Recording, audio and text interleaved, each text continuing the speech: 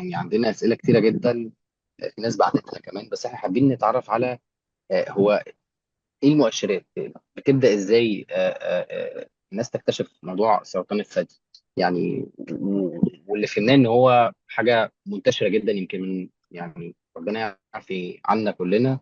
من اكتر انواع السرطان انتشارا، بس الهين في الامر ان لما بنكتشفه بدري بنقدر نعالج الامر بسرعة يعني. هو يعني سرطان الثدي اكتر سرطان منتشر بين السيدات، والنسبه بتاعته عاليه قوي مقارنه بباقي السرطانات. مهم. الفكره التانيه ان سرطان الثدي الحمد لله لو تم اكتشافه في مراحل مبكره نسب الشفاء بتوصل من 98 ل 100%، لو كان شافه في مراحل مبكره. النسبة سؤال بتشتغل من حضرتك بقى، 98 ل 100%.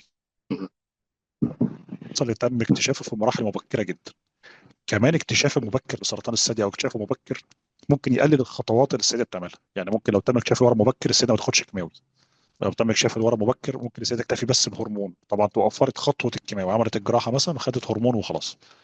فاهم حاجه الاكتشاف المبكر.